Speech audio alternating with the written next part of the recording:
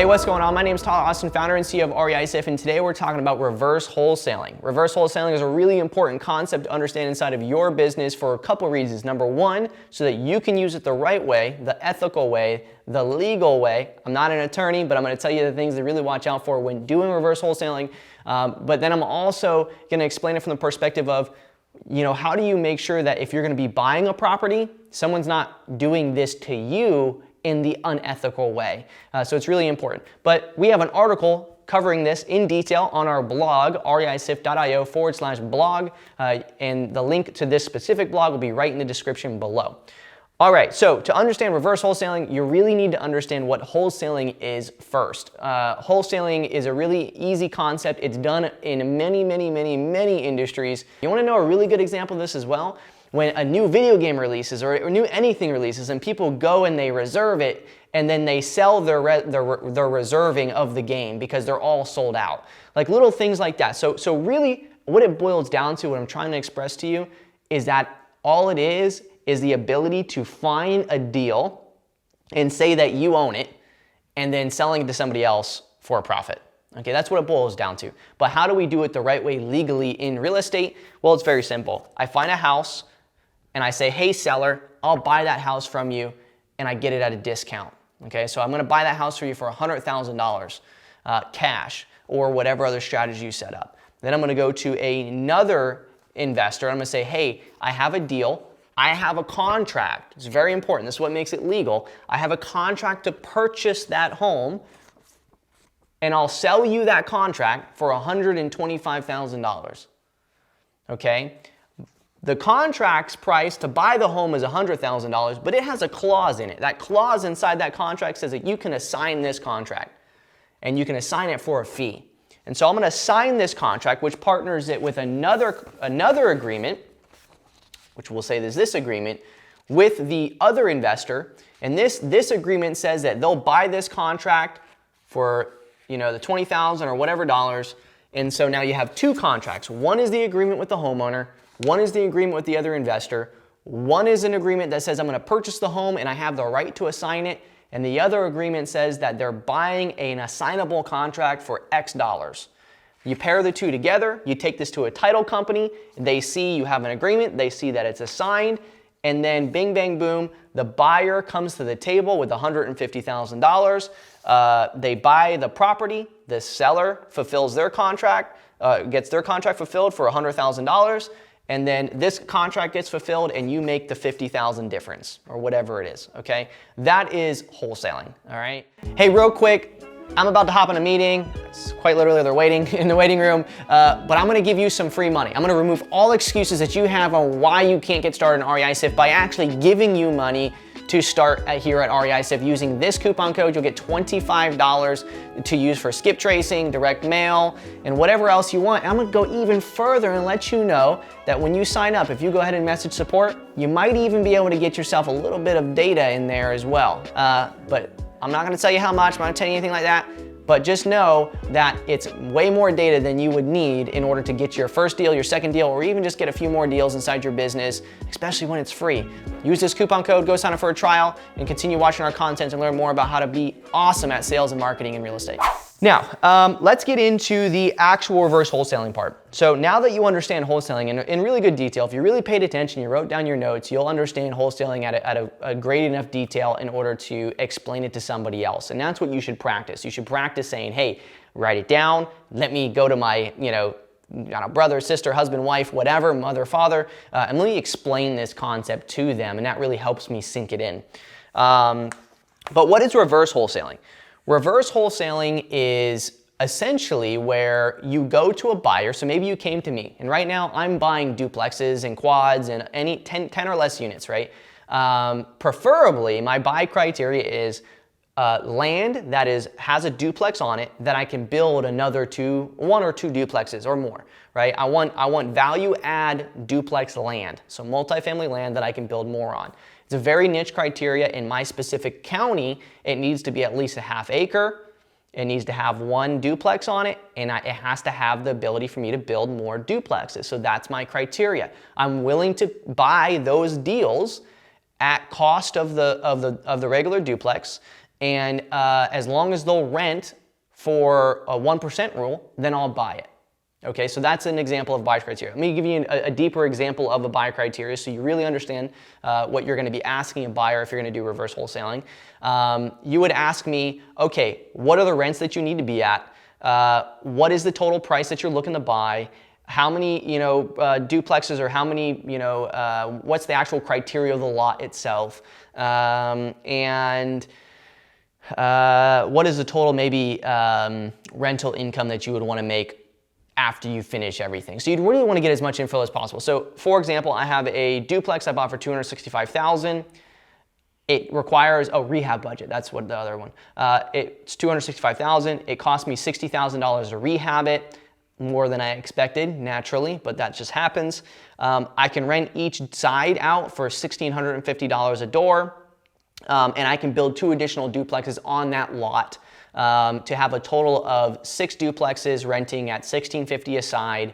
And I bought the initial duplex for all in, it will be $330,000, but I can still build 2 more. And so overall, that makes a really juicy deal for me, even though it's going to take a little bit longer than we expected, right? So that's my criteria. And so what would someone do if they want to reverse wholesale knowing that's my criteria? What they would do is they'd go out and they'd go to the areas I want to buy in, and they would find data, they would filter down and find and market to things that meet that criteria. Things that I can buy, for example, $100,000 that will rent for at least $1,000 a month, okay? So they'll find things that meet the 1% rule, that meet the type of property, that meet the location, everything else, and they'll market to those specifically because they know they have a buyer that's willing to buy. And when they speak with me, they say, and they pre-qualify me, and they say, okay, Tyler, so you're telling me if I find this, if I get something that I can sell to you and it meets those parameters, you'll buy it every time. And I'm gonna say, yes, I will. And so what you'll do then is you'll say, fantastic. Then you'll go out and you know what you need to negotiate. You'll go to a property and you'll say, okay, so I can buy it, you'll sell that to me for $150,000. And it'll rent for this, it has this much repairs, it has all this information, you'll have that in front of you, and you know that I'll buy it for $175,000 because that's what I already told you, right? And so then you'll come to me and be like, hey, $175,000, it meets all your criteria, and if I don't buy it, unless I have an extreme, reason why, then I get removed from your buyer's list because this is a relationship. You're my finder, you're my go-to, right? You're funneling to me. The reason why a lot of people don't like reverse wholesaling is because really you become a kind of you're working for the buyer at that point, really, is what you're doing. You're going out and you're finding stuff specific to it. But this is very, very, very common in the commercial industry. Really, really common in the commercial industry because most, hedge funds and everybody else have a very specific buy criteria. Anybody that's selling to a hedge fund usually has a buy criteria. They go out, they find the deal, and they know the hedge fund's gonna buy it, right? And so this is a very common strategy. So that is the ethical way to do reverse wholesaling. That is the way where you're not doing anything that's shady, okay? So let's get into the things that's a little bit shady with reverse wholesaling that I want you to not do and I want you to avoid having done to you. Really, because it wastes time, number one, and number two, it can get you into some legal trouble if you're doing it the wrong way, depending on the verbiage that you use. And that is this. That is where I don't have a buyer in mind. I don't do any pre-qualifying of buyers, and I just go out and I just market, okay? And a seller says, hey, Tyler, I'm wanting to sell this house. I'll agree to you to sell it at X price, and if you can give me that price, then I'll sell it. I'll sell it to you. And so then I say, okay, great. I'll buy the house. I'll send you an agreement in the next 72 hours.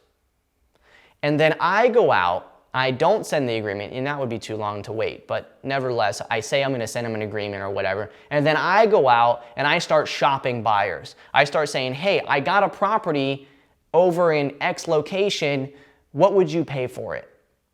And I start looking, I say, here's the conditions, here's all this information. So basically I'm acting as though it's my property already, and I'm going out and I'm marketing it or speaking about it as if I have something I could sell to a buyer, the contract, when really I have no legal rights to do so because I don't have equitable interest through a contract. You need to have equitable interest in the contract before you can just start saying, hey, I have this contract I can sell.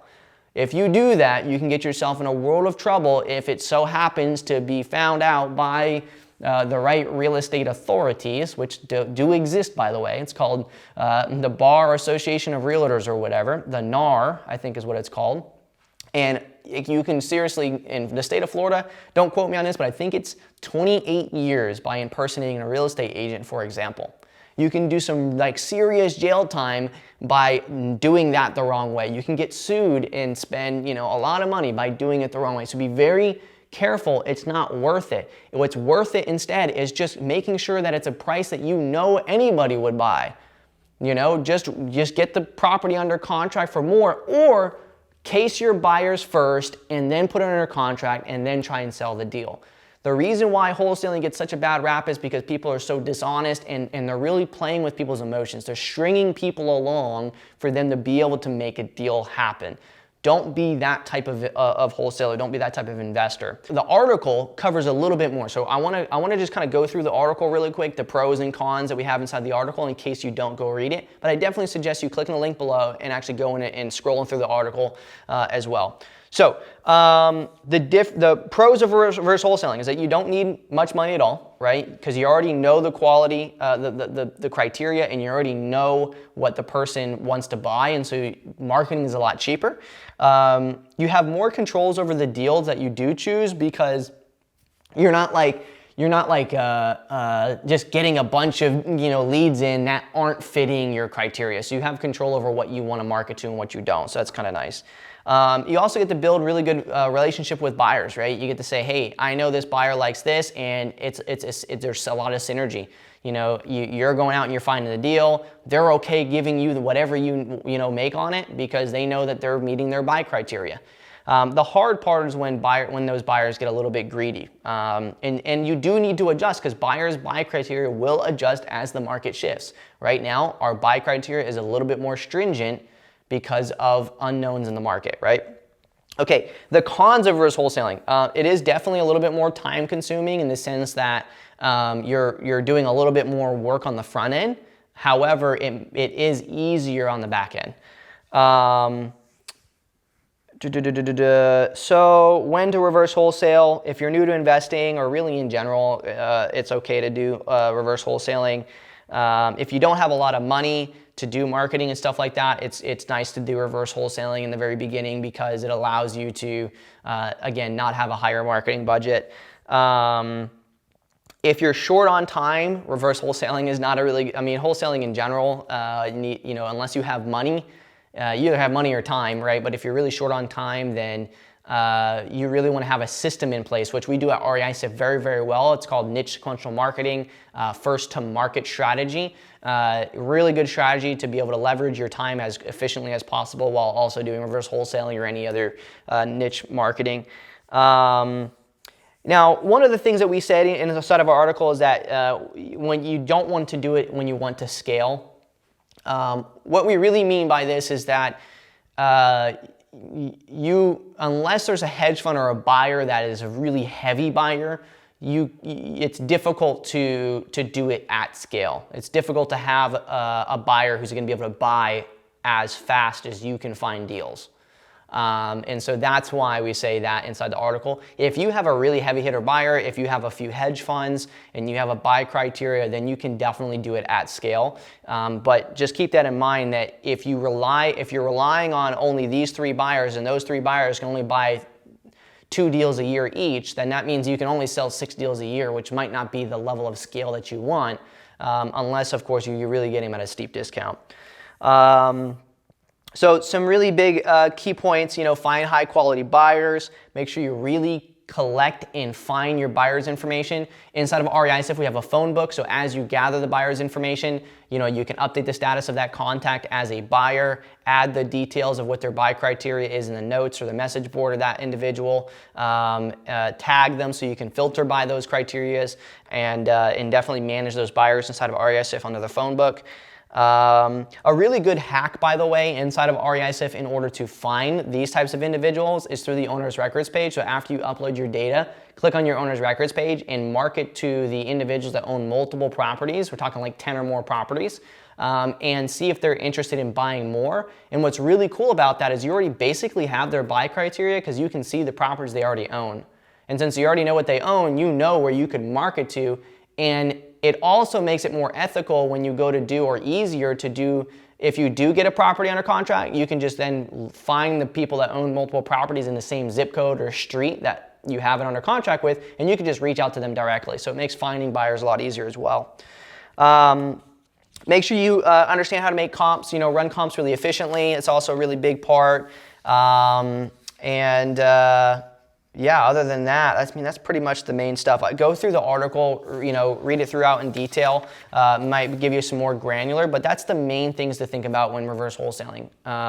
Is make sure you be ethical with it, make sure you have a good buyers list, and then make sure that when you're marketing, you're following a sequential flow to make sure that you can keep up with the data in the most efficient way as possible. And as that data converts to leads, you can then manage those leads using REISift as well. If you have any questions about reverse wholesaling or if the strategy fits you, just comment below and let us know. The link for the blog article will be in the description. And we hope you have a wonderful rest of your day and then have happy hunting for some deals.